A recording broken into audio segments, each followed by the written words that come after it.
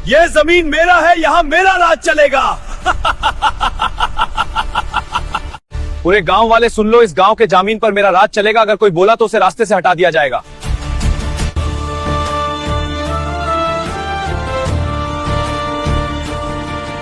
सरकारी गाड़ी और सिक्योरिटी ली तो विधायक को 10 मिनट में पता चल जाएगा कि डीएम आ रही हैं और फिर वह सब कुछ साफ कर देगा। मुझे असली शिवपुर देखना है। अनन्या ने अपना सरकारी सूट उतारा।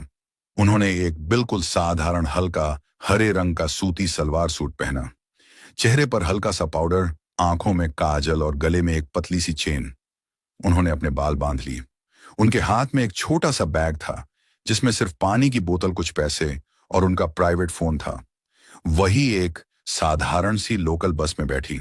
बस में बैठी गांव की औरतें उन्हें देखकर समझ गईं कि वह शहर की हैं, पर कोई खास ध्यान नहीं दिया। डीएम को यह सब बड़ा अजीब लग रहा था। वह पहली बार अपनी पहचान के बिना बाहर जा रही थी। उन्हें डर भी लग रहा था, पर उनके अंदर एक जिद थी। मैं डीएम हूं और मेरा काम है लोगों को न्याय दिलाना।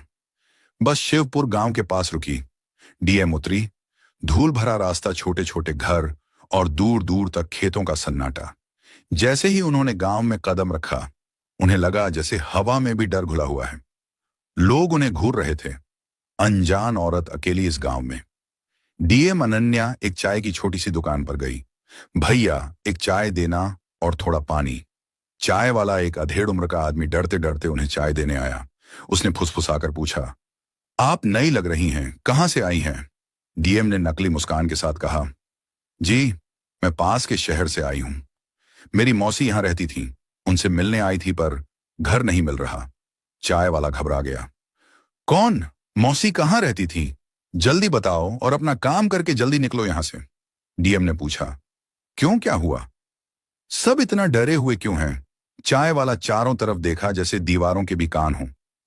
मैडम जी, आप शहर की लगती हैं और शरीफ लगती हैं।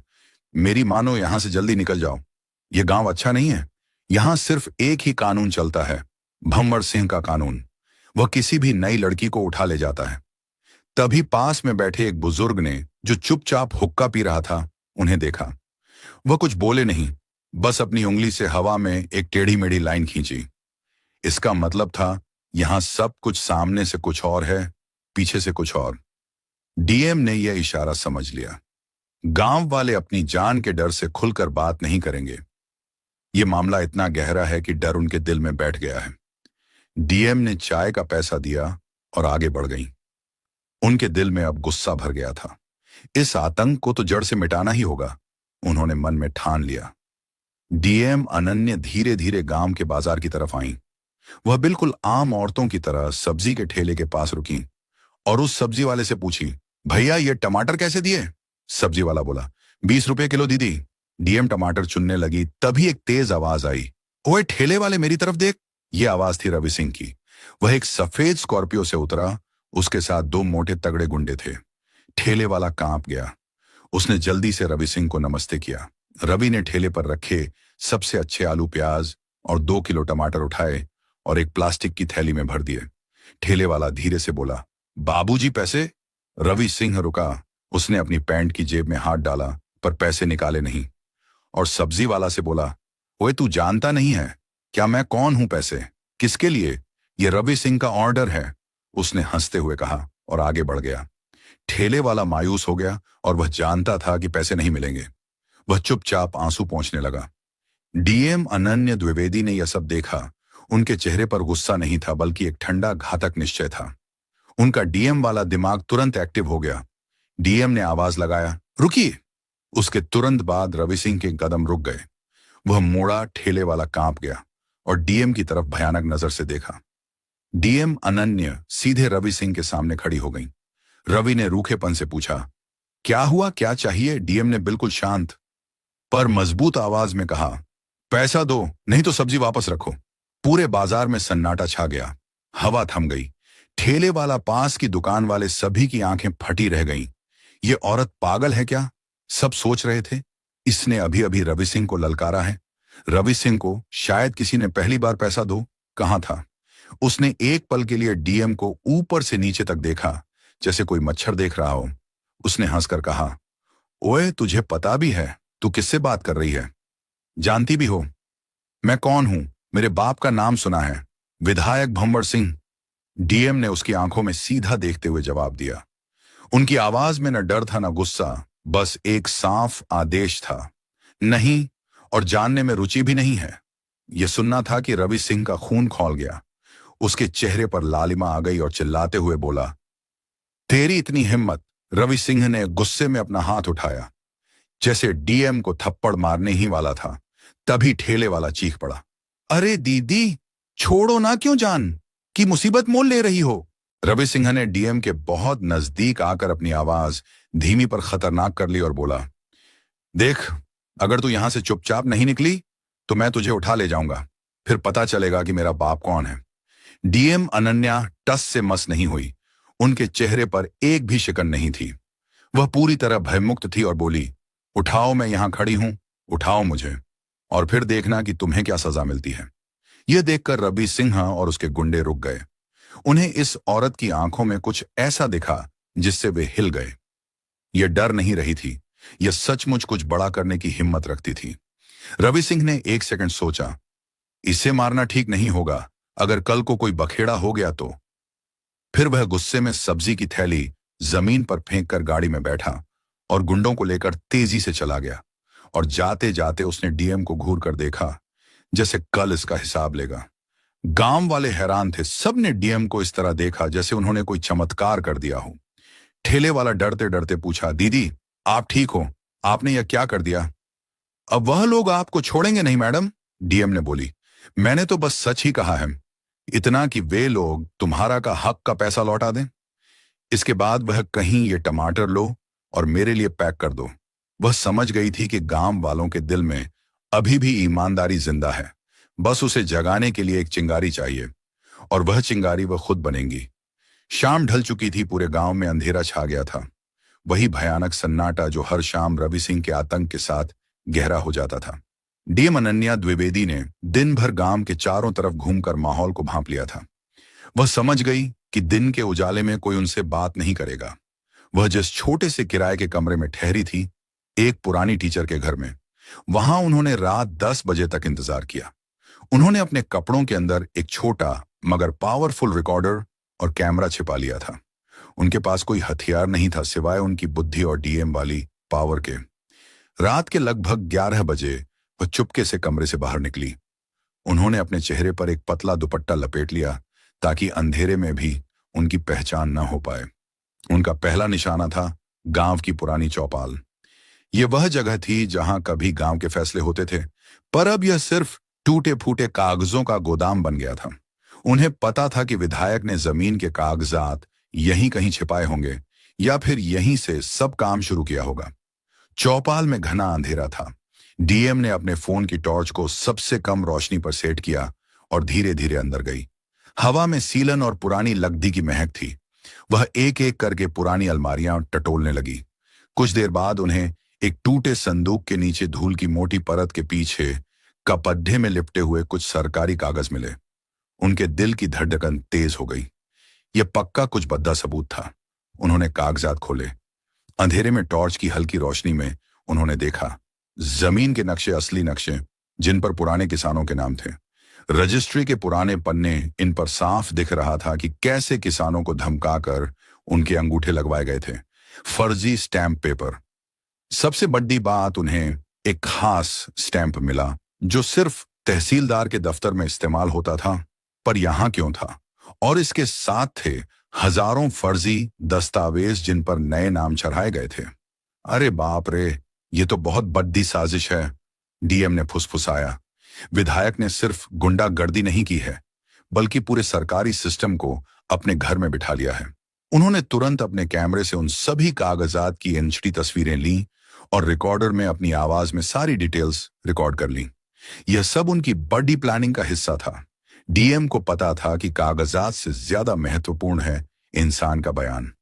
उन्होंने चौपाल से निकलकर गांव के सबसे पिछले हिस्से की तरफ रुख किया, जहां देहाती मजदूरों की छोटी छोटी झोपड़ियां थीं। वहां उन्हें एक मजदूर रमेश मिला जो रात के खाने के बाद बैठा था। डीएम ने रमेश के कंधे पर हाथ रखा। रमेश, मैं यहां तुम्हारी मदद के लिए आई हूं। रमेश डर गया। कौन हो तुम? यहां रात में क्या कर रही हो? वो बोली। मेरा नाम सीता है, मैं शहर से आई हूं और मैंने सुना है कि विधायक ने तुम लोगों की बहुत जमीन हड़प है। क्या तुम मुझे सच बताओगे? रमेश की आंखों में आंसू आ गए। सच तो सब जानते हैं बहन जी, पर सच बोलने की हिम्मत कौन करे? उन्होंने मेरे बाप से हमारी 3 बीघा जमीन ले ली। कहा कि अगर मुंह खोला तो तेरे बच्चों को उठा लेंगे। यह सब बात सुनकर डीएम ने उसे भरोसा दिलाया। डरो मत, मैं रिकॉर्ड कर रही हूं, तुम्हारी आवाज तुम्हारे गांव को बचाएगी। रमेश ने फिर बोलना शुरू किया। उसने बताया कि कैसे तहसीलदार विधायक के घर रोज आता है और उसे चाय पर नाश्ता मिलता है। दारोगा जी थानेदार को हर महीने विधायक की तरफ से लिफाफा रिश्वत मिलता है। जब कोई किसान शिकायत करने जाता है तो उसे थाने में 2-3 दिन भूखा रखा जाता है और फिर डरा कर खाली कागज पर लिखवा लेते हैं कि मेरी शिकायत झूठी है। सबसे बड़ी बात जो रमेश ने बताई, बहन जी, ये जो फर्जी कागजात बनते हैं ना, ये सब पुलिस स्टेशन के पीछे वाले कमरे में बनते हैं। विधायक का मुंशी रात में वहां आता है और दारोगा के साथ मिलकर काम करता है। ये सुनकर डीएम के मुंह से निकला तो पूरी टीम मिली हुई है। डीएम ने रमेश को चुप रहने के लिए कहा और वादा किया कि अगले 48 घंटों में सब ठीक हो जाएगा। ये बातचीत रिकॉर्ड हो चुकी थी। डीएम अब जानती थी कि उन्हें अब सिर्फ पुलिस स्टेशन की जांच करनी है। रात के लगभग 2 बज रहे थे। डीएम अनन्या को वापस अपने कमरे की तरफ जाना था, पर उनका रास्ता भंवर सिंह विधायक के बड़े घर के पास से गुजरता था। जैसे ही वह गली के कोने पर मुद्दी, उन्होंने देखा कि एक आदमी एक मोटरसाइकिल पर बैठा बीड़ी पी रहा है। ये आदमी, जिसका नाम मुन्ना था, विधायक का भरोसेमंद गुंडा था। मुन्ना ने डीएम को देखा। एक अनजान औरत अकेली रात के 2 बजे। मुन्ना ने सोचा, यह शहर वाली औरत दिन में तो बहुत हिगधी दिखा रही थी, अब कहां जा रही है? मुन्ना की शक की सुई घूम गई। उसने अपनी बाइक स्टार्ट की और डीएम की तरफ आया और बोला, ओए लड़की रुक। डीएम अनन्या ने अपनी चाल धीमी की, पर रुकी नहीं। उन्होंने अपने दिमाग में तेजी से एक नकली कहानी तैयार की। मुन्ना बाइक से उतरकर उनके सामने आया। कौन है तू? कहां से आई है? गांव में तेरा क्या काम है? डीएम ने घबराए हुए होने का नाटक किया। जी, मेरा नाम पारुल है, मैं बगल के गांव से आई हूं। मेरी चाची की तबीयत बहुत खराब है, उन्हीं को देखने आई थी। रात हो गई तो फंस गई। वो बोला, चाची कौन? चाची, इस गली में कोई चाची नहीं रहती। और ये क्या, तेरे कप दाढ़े तो बिल्कुल साफ सुथरे हैं, इतनी रात को कोई चाची छी को देखने आती है क्या? मुन्ना ने धमकी भरे अंदाज में कहा। डीएम को पता था कि अब झूठ बोलना खतरनाक है। उन्होंने थोड़ा गुस्सा दिखाया। तुम मुझसे ऐसे क्यों बात कर रहे हो? क्या तुम मेरे चरित्र पर सवाल उठा रहे हो? मेरा घर पास में ही है, मुझे जाने दो। डीएम ने एक पल के लिए मुन्ना की तरफ आंखें तरेर कर देखा। यह वो डीएम वाली नजर थी जो उन्होंने हमेशा सरकारी मीटिंग में इस्तेमाल की थी। मुन्ना एक पल के लिए थोड़ा डर गया। उसे लगा कि शायद ये कोई गुस्सैल रिश्तेदार है जो सच बोल रही है। मुन्ना ने हार मानते हुए कहा, चल भाग जा, पर अगर तू कल यहां दिखी तो अच्छा नहीं होगा। और डीएम ने तेजी से वहां से कदम बढ़ाए। मुन्ना ने अपनी बाइक स्टार्ट की और धीमी रफ्तार से उनका पीछा करने लगा। यह देखने के लिए कि वह कहां जाती है, डीएम ने अपनी पूरी बुद्धि का इस्तेमाल किया। वो एक गली में मुड़ी, फिर एक छोटी दीवार के पीछे छिप गई। जैसे ही मुन्ना आगे निकला, डीएम चुपके से दूसरी तरफ निकल गई और अपने कमरे तक सुरक्षित पहुंच गई। उनके माथे पर पसीना था, पर वह खुश थी कि उनकी पहचान उजागर नहीं हुई। डीएम अब जानती थी कि अब इंतजार नहीं किया जा सकता, एक्शन लेना होगा। अगले दिन सुबह गांव में थोड़ी चहल पहल थी। रवि सिंह पिछली रात डीएम की हेकड़ी भूल नहीं पाया था। उसका अहंकार बुरी तरह घायल हुआ था। वो मुन्ना से मिला। मुन्ना, उस शहर वाली औरत का क्या हुआ? मुन्ना ने बताया, बाबूजी, वह कल रात तो भाग गई, पर मुझे उस पर शक है वह यहां किसी काम से आई है। रवि सिंघा बबूला हो गया। मेरा नाम रवि सिंह है, कोई औरत मुझे चुनौती देकर बच नहीं सकती। ढूंढो उसे, उसे सबक सिखाना है। उसे गांव के बाहर ले जाओ और वहीं छोड़ आना, ताकि वह कभी वापस आने की हिम्मत न करे। रवि ने अपने 4 सबसे भरोसेमंद गुंडों को डीएम को अपहरण करने का काम दिया। दोपहर का समय था। डीएम अनन्या अपनी गुप्त रिकॉर्डिंग और सबूतों को अपने निजी प्राइवेट फोन पर सुरक्षित कर रही थी, ताकि अगर उन्हें कुछ हो भी जाए तो सबूत दिल्ली तक पहुंच जाए। गुंडे डीएम के किराए वाले घर के पास घात लगाकर बैठे थे। जैसे ही डीएम बाहर निकली, वह थोड़ा बाजार की तरफ जा रही थी, गुंडों ने उन्हें घेर लिया और बोला, चल चुपचाप गाड़ी में बैठ जा, नहीं तो यहीं घसीट कर ले जाएंगे। एक गुंडे ने डीएम का हाथ पकड़ा। डीएम ने बिना डरे उसका हाथ झटक दिया। हाथ मत लगाओ। तभी गांव के दो जवान लड़के राजेश और सुनील, जो पास ही एक दुकान के पास बैठे थे, उन्होंने यह सब देखा। राजेश ने सुनील से कहा, अरे यह तो वही भाभी है ना, जिसने कल रवि सिंह को बाजार में ललकारा था, और यह लोग इन्हें कहां ले जा रहे हैं। ये दोनों लड़के बिना जाने कि डीएम कौन है, बस उस औरत की हिम्मत के कायल थे जिसने उनकी तरफ से आवाज उठाई थी। चल हमें कुछ करना होगा। दोनों लड़के चुपके से पीछे से गए। राजेश ने एक गुंडे को धक्का दिया और सुनील ने दूसरे गुंडे के पैर में अपनी साइकिल फंसा दी। अचानक हुए इस हमले से गुंडे भौचक्के रह गए। भागो दीदी भागो, राजेश चिल्लाया। डीएम को मौका मिल गया। वह तेजी से भागी और एक भीड़ भरी गली में घुस गई। गुंडे राजेश और सुनील को धमकाने लगे। डीएम अनन्या द्विवेदी बाल बाल बची थी। वह एक सुनसान जगह पर रुकी। उनकी सांस फूल रही थी, पर उनके चेहरे पर डर नहीं था।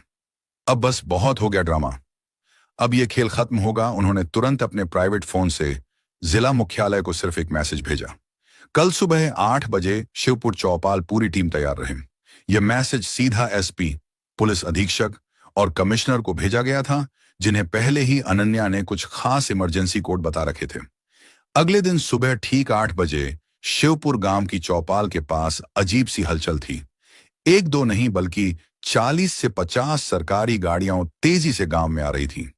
सबसे आगे एक नीली बत्ती वाली एसपी की ऑफिशियल जीप थी। उसके पीछे मीडिया की वैन, नए तहसीलदार की गाड़ी और सैकड़ों की तादाद में पुलिस फोर्स। ऐसा लग रहा था जैसे गांव में कोई बहुत बड़ा युद्ध होने वाला हो। विधायक भंवर सिंह और उसका बेटा रवि सिंह, जो अभी अभी अपने आलीशान बंगले में नाश्ते के लिए उठ रहे थे, यह नजारा देखकर हक्के बक्के रह गए। तभी भंवर सिंह ने अपने मुंशी से पूछा, यह क्या हो रहा है। जो मुंशी था वह यह सब देखकर कांप रहा था और बोला, मालिक मुझे नहीं पता, इतनी पुलिस तो कभी किसी इलेक्शन में भी नहीं आई है। रवि सिंह को अचानक पिछली रात की बात याद आई। कहीं वह शहर वाली औरत तो नहीं है। तभी मुंशी बोला, वह कौन होती है जो इतना बड़ा नाटक खड़ा कर दे। उसके बाद बाप बेटे अपने अपने गुंडों को साथ लेकर घबराए हुए चौपाल की तरफ गए। चौपाल का नजारा देखने लायक था। पुलिस ने पूरे इलाके को एक रस्सी से घेर लिया था। गांव के सैकड़ों लोग डर और उत्सुकता के मारे दूर खड़े थे। पुलिस अफसर, मीडिया कर्मी सब इंतजार कर रहे थे। मंच पर बिल्कुल सामने एक औरत खड़ी थी। वह अब ना तो सादे सलवार सूट में थी, ना ही कल वाली डरी हुई पारुल। आज उन्होंने डीएम की ऑफिशियल सफेद हैंडलूम साड़ी पहनी थी, जो उनकी मजबूत शख्सियत को और भी ज्यादा दमदार बना रही थी। उनके कंधों पर सरकारी बैज चमक रहा था और उनकी आंखों में सरकारी पावर का आत्मविश्वास साफ झलक रहा था। उनके पीछे एसपी, पुलिस अधीक्षक और जिले के बड़े बड़े अफसर सिर झुकाए खड़े थे, जैसे कोई सेनापति हो। विधायक भंवर सिंह और रवि सिंह वहां पहुंचे। भंवर सिंह ने गरज कर एसपी से पूछा, यह क्या तमाशा है। एसपी साहब, बिना मेरी इजाजत के मेरे गांव में इतना बड़ा फोर्स क्यों उतारा है। मैं विधायक हूं। एसपी ने भंवर सिंह को देखा पर कोई जवाब नहीं दिया। उनकी आंखें मंच पर खड़ी महिला पर टिकी थीं। रवि सिंह ने जब उस महिला को देखा तो उसके मुंह से डर के मारे एक धीमी चीख निकली। यह तो वही औरत है, बाजार वाली भंवर सिंह।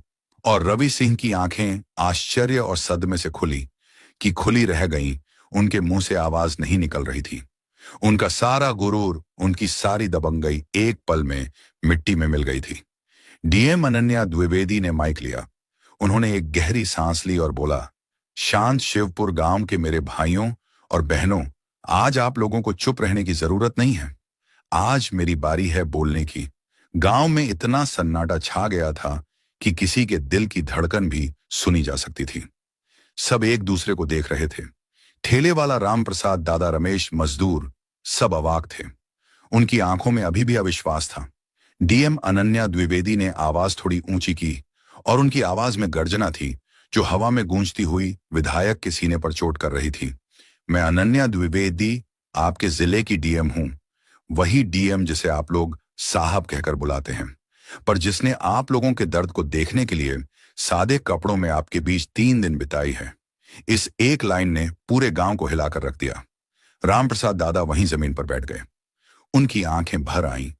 ये विश्वास करना मुश्किल था कि जिस बूढ़े आदमी ने डरते डरते बस स्टैंड पर एक ड्राइवर को अपनी बात बताई थी, उसी बूढ़े आदमी की बात पर जिले की सबसे बड़ी अफसर ने अपनी जान दांव पर लगा दी। डीएम ने विधायक और उसके बेटे की तरफ देखा। उनकी नजरों में अब एक डीएम की शक्ति थी। कल जो कुछ मैंने अपनी आंखों से देखा है वह आज खत्म होगा। मैंने देखा कि विधायक भंवर सिंह और उसका बेटा रवि सिंह आप लोगों की जमीनों पर किस तरह जबरदस्ती कब्जा कर रहे हैं। मैंने देखा कि कैसे पुलिस स्टेशन इनका अड्डा बन चुका है।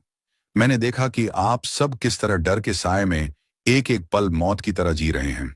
डीएम ने अपना गुस्सा जाहिर किया और बोला, मुझे शर्म आती है इस जिले के प्रशासन पर।